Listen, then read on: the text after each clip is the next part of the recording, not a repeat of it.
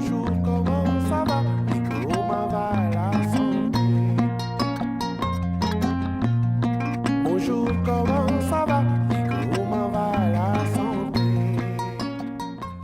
Mesdames et messieurs, bonjour, contente de vous retrouver ici sur Télésud pour un nouveau numéro de Comment va la santé. Aujourd'hui, c'est focus sur la tuberculose. La tuberculose est une maladie grave et contagieuse qui a été découverte en 1882. La journée mondiale de lutte contre la tuberculose est fixée au 24 mars. C'est l'occasion pour nous de revenir sur cette maladie grave et surtout sur les moyens pour s'en protéger. Il faut savoir que des traitements existent, un vaccin existe. Cependant, c'est un véritable fléau dans de nombreuses parties du monde. Alors aujourd'hui, on en parle avec Dr Abdon Goudio. Dr Abdon, bienvenue à vous. Comment allez-vous? Bonjour Aïssa, comment allez-vous également? Très bien, ça se voit, non? Oui, bien sûr, on va parler tuberculose aujourd'hui. Exactement, la tuberculose, on l'a dit, c'est une maladie grave, toujours d'actualité, aussi bien dans les pays pauvres, mais aussi en France, aussi en Occident. Bien sûr, la tuberculose, elle est ubiquitaire, elle fait le tour de la planète, elle est présente chez nous dans des conditions très particulières, mais elle est présente. Donc ça veut dire qu'en réalité, il est bien qu'il y ait un travail de prévention, un travail de dépistage et une bonne prise en charge. Qu'est-ce que la tuberculose? Comment se soigner? Quels sont les symptômes et surtout comment l'éviter? Voilà les questions auxquelles nous allons tenter de répondre ici avec notre invitée du jour, Dr Elisabeth Marc, qu'on accueille tout de suite.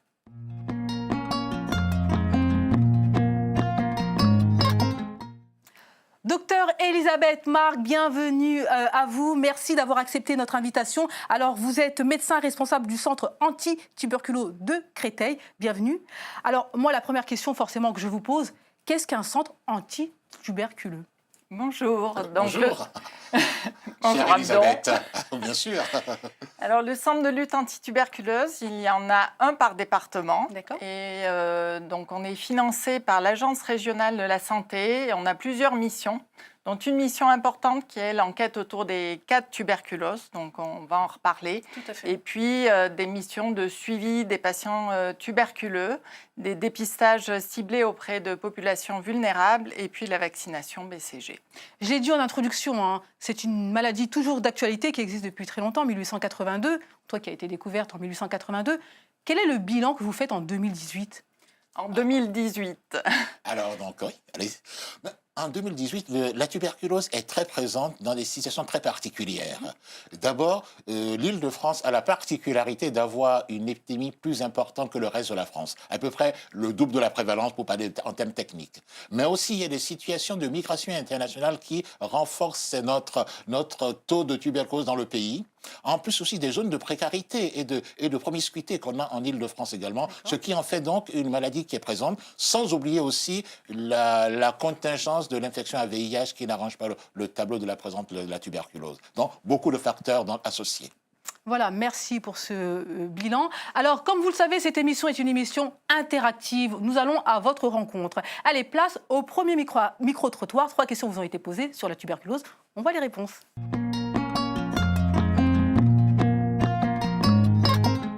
Que savez-vous de la tuberculose? Rien du tout exactement. Que la tuberculose, c'est une maladie que j'ai connue il y a très longtemps, dans les années 80, voire 70 même en Afrique, où il y avait pas mal d'épidémies de cette maladie-là en Afrique. Mais je pensais qu'il y avait un vaccin pour ça. Alors là, rien du tout sur la tuberculose. Je sais que c'est une maladie, mais je ne sais pas comment ça se fait pour l'avoir. C'est une maladie des poumons, beaucoup plus liée au tabac. Franchement, je ne sais rien dedans. Par contre, je sais que c'est une maladie, mais à part ça, je ne sais pas.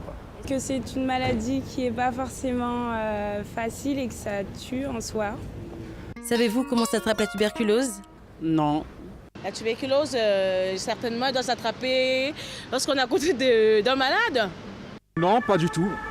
Pas du tout. Je sais qu'elle se contamine. Je pense que les malades toussent beaucoup, ils crachent pas mal. Un petit peu par rapport aux seringues ou ce genre de choses, je pense.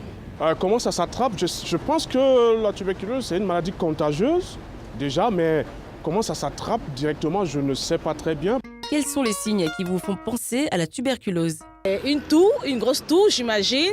Et puis voilà, des crachats qui vont avec. Voilà. Les signes qui font penser à la tuberculose, c'est d'abord une toux grasse qui persiste. Et je pense qu'il y a des moments où la personne crache du sang, à mon avis. Merci à tous les participants. J'espère que vous êtes derrière votre écran à regarder cette émission. On va vous donner des éléments de réponse. Alors, ils sont plutôt hésitants. Est-ce que la tuberculose est une maladie pas très bien connue, voire inconnue pour Elle n'est beaucoup? pas si bien connue que ça. Et voilà pourquoi donc, je suis très heureux d'avoir Elisabeth en face de moi. Elle va pouvoir apporter des éléments d'éclaircissement pour tout le monde. Elisabeth. Qu'est-ce que la tuberculose? Donc, la tuberculose est une maladie infectieuse qui est due à une bactérie, le bacille de Koch, et qui touche préférentiellement les poumons dans 70% des cas, mais qui peut toucher tous les autres organes. Et donc, elle est due à une bactérie, donc se traite par des antibiotiques. Les antituberculeux sont des antibiotiques. La spécificité de la tuberculose, c'est que le traitement est long. Il est de 6 mois.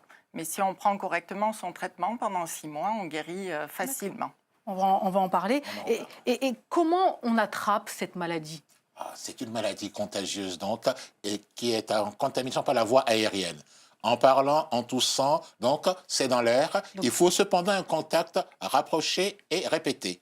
Ce n'est pas en passant ici dans la rue qu'on contacte, non. Il faut donc tout le côté donc contamination domestique à l'intérieur de la maison, avec celui avec qui on vit, avec qui on dort. Donc voilà pourquoi les amis les plus proches sont les plus exposés que ceux que l'on croise dans un métro ou ailleurs. Donc on peut dire que c'est une maladie très contagieuse? Elle est contagieuse. Elle est contagieuse, pas très mais il faut un temps de contact assez important pour pouvoir être contaminé. On dit classiquement qu'il faut 8 heures de temps de contact cumulé avec la personne malade pour pouvoir être contaminé. D'accord, c'est bon à peu près une nuit, à savoir.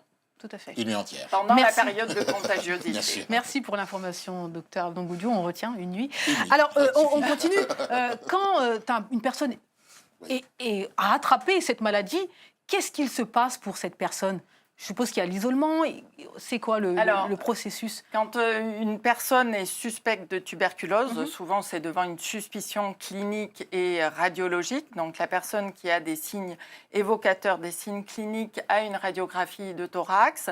Et devant l'association des signes cliniques et radiologiques, la suspicion est forte de tuberculose. Elle est hospitalisée pour avoir des examens et la confirmation du diagnostic. Une fois que le diagnostic est confirmé, un traitement est mis en route. Donc le traitement qui va durer pendant 6 mois. Et la personne est gardée en hospitalisation pendant généralement 15 jours, qui est la période pour arrêter la contagiosité. C'est très important, ce temps à l'hôpital où on garde la personne pour qu'elle ne diffuse pas ce microbe qui passe par les voies respiratoires. Il faut donc le mettre un peu à l'abri, le soigner à l'hôpital et après, elle pourra retourner à domicile par la suite. D'accord. Moi, je vais quand même insister sur le fait que c'est une maladie très peu connue. Alors, pour les téléspectateurs qui nous regardent, lorsqu'il y a un doute, qu'est-ce que vous conseillez, vous, en tant que médecin? Un doute diagnostique. C'est-à-dire que je tousse un petit peu, j'ai été dans un pays à risque. Qu'est-ce que je fais? Alors, consultez. Il y a des signes. Il y a des signes classiques dans la tuberculose. C'est j'ai une toux prolongée pendant plus de 21 jours. J'ai de la fièvre, j'ai des sueurs nocturnes. Je suis fatiguée, je maigris. Ça, c'est les signes classiques de la tuberculose.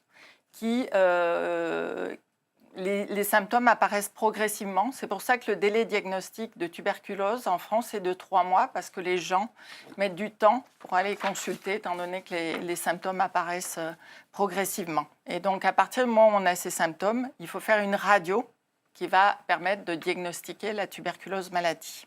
D'où l'importance de la radio pulmonaire. Élément important dans la séquence diagnostique, une fois qu'il y a une suspicion de tuberculose, orientation pour avoir donc soit un CLAD, soit un hôpital, soit un médecin pour avoir cette radio et des tests complémentaires pour aller jusqu'au diagnostic. Ça tombe bien, en parlant de poumons, c'est le thème du second micro-trottoir. On y va tous ensemble. Allez, c'est parti.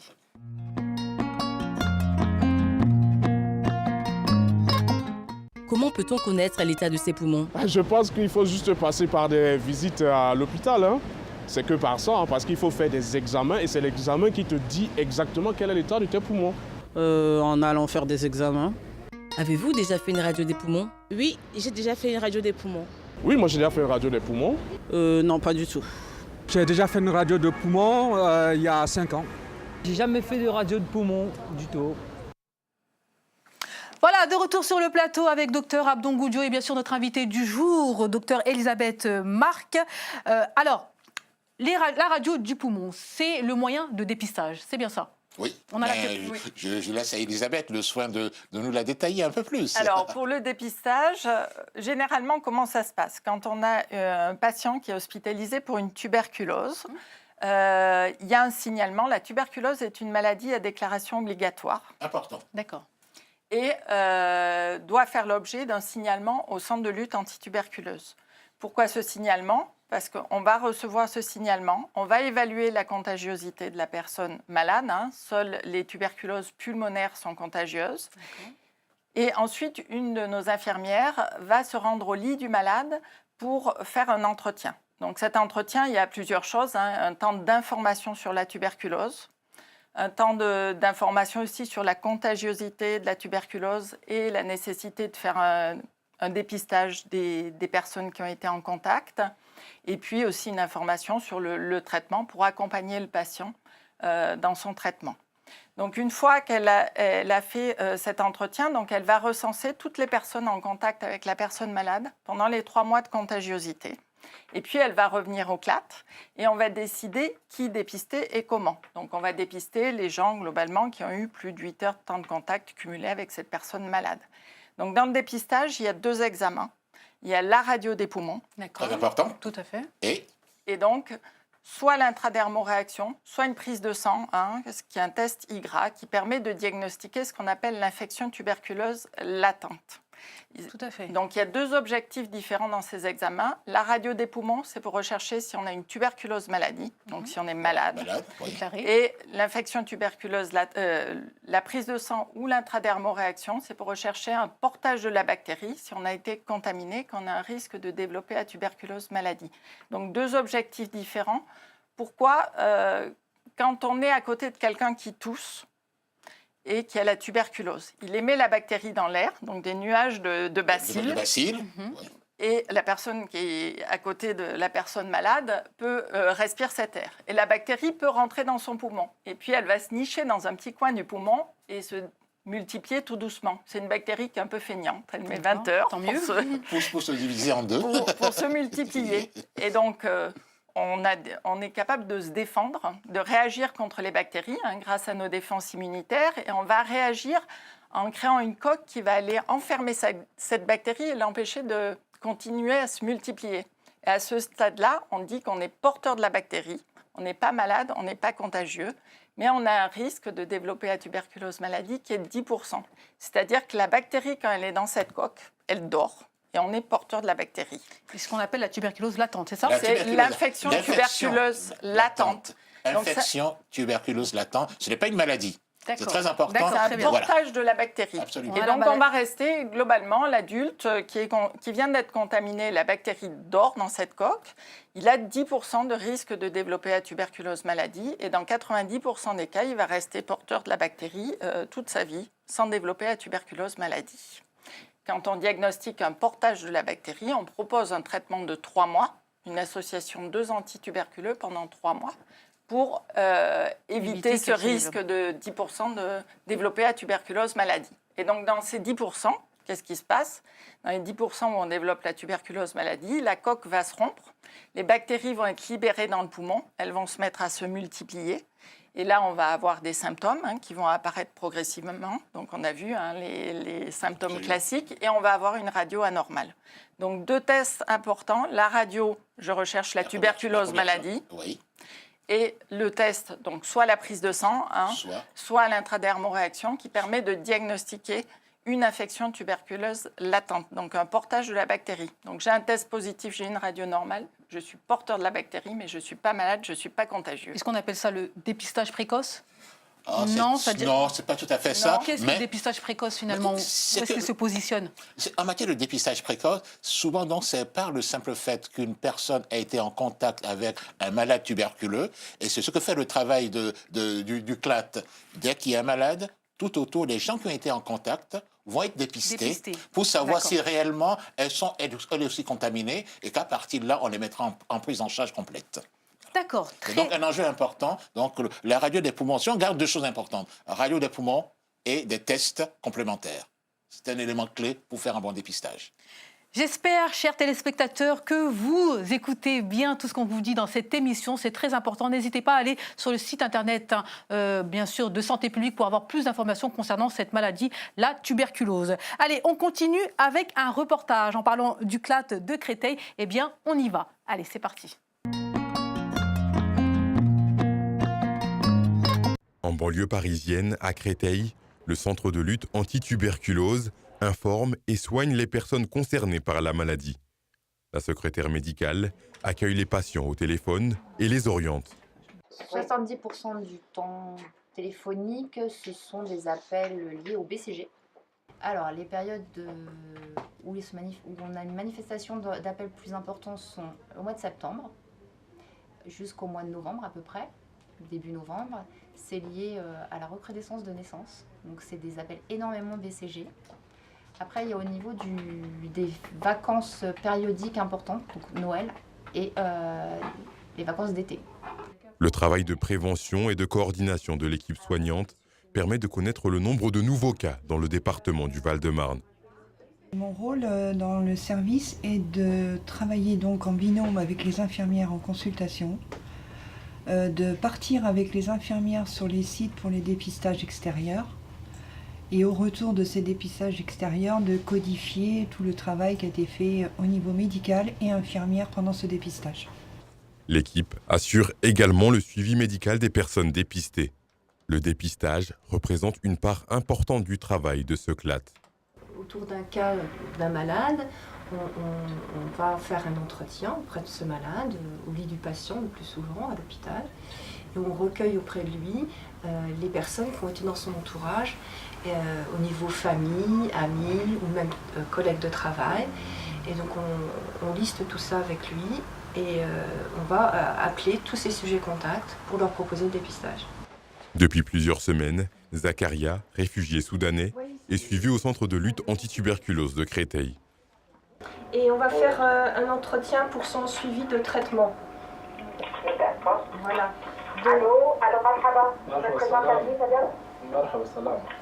Ce traitement antibiotique dure 6 mois et Zakaria doit le prendre tous les jours sans exception.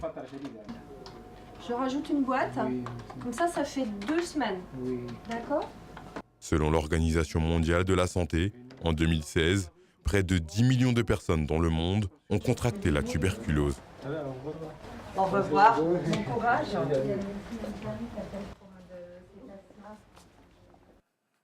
Merci à toute votre équipe, docteur Elisabeth Marc. Nous étions au centre de lutte anti-tuberculeux de Créteil. C'est une équipe formidable. Exactement, il faut le dire. Je suis passé les voir. Ils sont magnifiques avec un accueil de qualité de l'ensemble des personnes qui y passent. Une grande implication, on le sent dans le reportage. Est-ce que c'est beaucoup de travail? Est-ce que vous avez beaucoup de travail? Vous recevez beaucoup de monde? Alors, on a 2 activités. On a une activité au centre de lutte anti-tuberculose où on reçoit 3 types de patients. On a les patients qui viennent pour leur dépistage, toutes les personnes qu'on a recensées dans l'enquête, qui viennent faire le dépistage au centre de lutte anti-tuberculose. Donc, ils viennent en consultation, ils ont leur radio à l'hôpital, puis le test dont on a parlé tout à l'heure. Et puis, on a une activité aussi importante à l'extérieur, puisque quand on a donc un cas de tuberculose chez une personne et qu'on a recensé toutes les personnes en contact, souvent ça touche des adultes jeunes, la tuberculose, donc ils travaillent. Et donc on se déplace sur les lieux, on fait des dépistages professionnels, donc on va directement dans l'entreprise et on fait le dépistage des sujets contacts. Quand c'est un enfant, on va dans une école, on dépiste les enfants, donc on se déplace et on fait le dépistage sur site.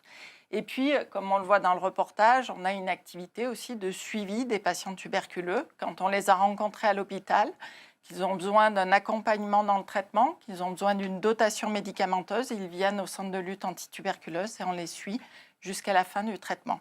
Et sinon, ce qu'on ne voit pas, mais ça va suivre, on a tous les bébés qui viennent pour leur vaccination de BCG. On en reparlera. Très belle transition. On en parle maintenant. Absolument. Maintenant, on s'intéresse à nos chers nourrissons. Oui, le BCG, c'est le vaccin qui est utilisé contre la tuberculose. Absolument. Allez, voyons tout de suite. Petit reportage à la terrasse.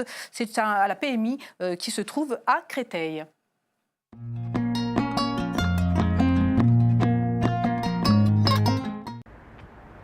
Chaque année, on estime à 9 millions le nombre de nouveaux malades de la tuberculose. Pour limiter la propagation de cette maladie contagieuse, il est recommandé de faire vacciner les enfants à risque. C'est le cas du petit Aboubacar, 1 mois à peine, qui est venu au centre de PMI de Créteil avec sa mère pour une consultation et recevoir le vaccin du BCG. Est-ce que vous avez des intentions de voyager avec Aboubacar? Pas en ce moment, mais vous l'emmènerez peut-être en voyage pour voir la famille, hein. Alors, dans ces cas-là, ce qui est recommandé, c'est de faire le BCG, hein, puisque le BCG, c'est pour les enfants voyageurs, hein. Donc, parce que bon, ça va protéger quand même contre les graves maladies liées au bacille de la tuberculose, hein. Donc, normalement, on peut le faire aujourd'hui. Après l'avoir longuement examiné, le docteur vaccine Aboubacar. On va faire la tonicité. Voilà, en superficie. Voilà, on a la peau d'orange, c'est bien. Voilà, allez, vous pouvez lui donner le sein si vous voulez tout de suite, comme ça c'est bon.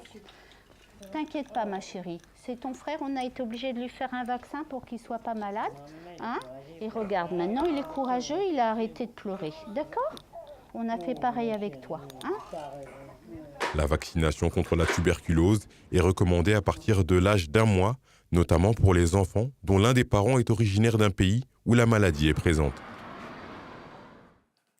Merci au personnel de la PMI La Terrasse de Créteil. Alors, le BCG, il a été un courageux, ce jeune homme. Ce Aboubacar est courageux. Non seulement il n'a pas pleuré, sa grande sœur avait un peu plus mal que lui, et quand il a été mis dans les bras, même pas le sein, et déjà il était au calme. Ça veut dire qu'en fait, c'est un travail de qualité qui a été fait, et la peau d'orange a été faite pour pouvoir mettre en place ce vaccin en toute sécurité. Merci pour ces informations, docteur Abdongoudjo. Alors, le BCG, il faut le dire, ce n'est pas un vaccin obligatoire en France, mais il est très recommandé, surtout pour un certain type de population, n'est-ce pas? C'est même très important, surtout quand les enfants sont d'origine des pays à forte endémie de tuberculose. C'est-à-dire? C'est-à-dire, les pays, les migrants d'Afrique subsaharienne sont le cœur de cible, et pour la France, on a la Guyane française et Mayotte en particulier, et c'est un élément important donc, et ça évite les complications graves de la tuberculose, dont une qui est redoutable, qui s'appelle la méningite tuberculeuse, qui peut emporter un bébé, alors qu'en réalité, on pouvait le protéger dans les meilleures conditions. Oui, grâce au BCG. Donc, une question qui a été posée, c'est-à-dire que l'enfant est un enfant français né en France, mais qui pourrait voyager dans un pays à risque, donc on vaccine. Oui, absolument. C'est très important. Dans un pays où il y a une incidence importante de tuberculose, on va le vacciner, ça fait partie des critères pour faire la vaccination BCG. D'accord. Et pour ceux qui n'ont pas été vaccinés bébés ou qui ne savent pas s'ils ont été vaccinés ou pas, que faire? Est-ce qu'un adulte peut se faire vacciner? Non, la vaccination BCG est fortement recommandée chez les enfants. On dit les moins de 15 ans. Bon, il y a une priorité pour les moins de 5 ans. Hein. C'est les moins de 5 ans qui ont des facteurs de risque qui sont prioritaires dans la vaccination BCG. Pourquoi on vaccine les jeunes enfants? Parce que le risque de méningite est plus important quand on a moins de 2 ans. Donc c'est essentiellement les enfants âgés de moins de 2 ans qui ont le plus risque d'avoir des complications et notamment des méningites. Donc c'est vrai que les enfants de moins de 5 ans sont prioritaires dans la vaccination BCG. Maintenant, on n'a pas été vacciné par le BCG et on est exposé à un cas de tuberculose.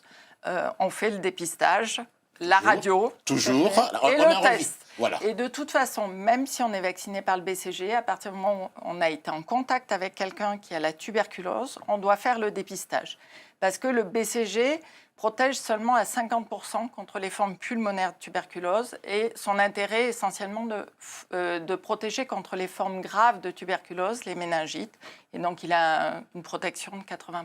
Mais ça, c'est important de le dire. C'est-à-dire que ce n'est pas parce que j'ai été vacciné lorsque j'étais enfant que je ne ferai pas. Ah non, surtout pas. Et le vaccin est vraiment précieux pour les tout-petits. Si on garde ça en tête, un enfant, on lui propose cette vaccination qui me paraît importante et on le cible encore plus quand il vient d'un pays à forte endémie. Ça, il faut le garder en tête. Pour le reste, reste le dépistage et une prise en charge globale avec l'aide, entre autres, du service comme le CLAT. Donc c'est vraiment vaccination BCG, mais aussi dépistage et dépistage précoce et rapide de tout enfant en contact avec un cas de tuberculose. Absolument. Voilà, nous arrivons presque au terme de cette émission. Voilà, c'est parti pour le bon à savoir. Ça passe très très vite. On y va.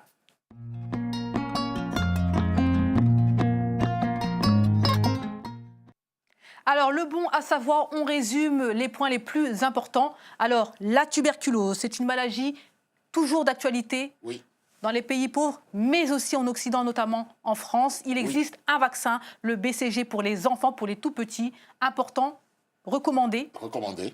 Et encore plus quand on vient d'un pays donc, à forte endémie de tuberculose, c'est-à-dire d'Afrique pour nous, pour les subsahariens, et pour la France. N'oublions pas la Guyane française et n'oublions pas Mayotte. La tuberculose est une maladie qui se soigne. Oui, qui se soigne par des antituberculeux qui sont des antibiotiques et qui se soignent. Donc la durée de traitement est de 6 mois. Où se faire dépister, suivi et soigner? Alors, on peut se faire dépister. Pour les enfants, la PMI, c'est excellente. Mais aussi le médecin généraliste. Tout à fait. Ah oui, parce que le médecin généraliste est le cœur de notre dispositif de santé, donc le médecin généraliste, mais aussi dans un centre comme le CLAT, qui est un lieu important pour le dépistage. Encore plus quand il y a une enquête autour d'un cas de tuberculose avérée. Et là, le CLAT joue son rôle de manière magnifique. N'hésitez pas à aller sur le site aussi www.vaccination-infoservice. Toutes les informations apparaissent à l'écran. www.vaccination-info-service.fr. Que dire? Mot de la fin. La tuberculose est une maladie contagieuse, mais qui peut être prise en charge dans de très bonnes conditions en France, et encore mieux, qui peut être dépistée très facilement, parce que radio de poumon, un test additionnel. Mais l'autre point important également, c'est que le BCG est le meilleur vaccin pour éviter les contaminations de la tuberculose chez l'enfant. D'accord. Et n'oublions pas, on se fait dépister. Si on est malade, il faut savoir qu'on peut aussi guérir. Absolument. Ça, c'est important. La tuberculose Ce n'est guérit. pas une fatalité. Oui, elle guérit.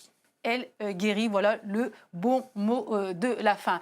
Merci à vous, docteur Elisabeth Marc, pour votre présence sur le plateau de Comment va la santé. Merci, docteur Abdon Goudio. Merci à vous, chers téléspectateurs. Vous êtes toujours de plus en plus nombreux à nous suivre. Votre émission, c'est votre émission Comment va la santé. N'hésitez pas à en parler autour de vous, car c'est une émission utile. Allez, on se dit à très bientôt ici sur Télésud. À bientôt. Au revoir. Au revoir. Bonjour, comment ça va?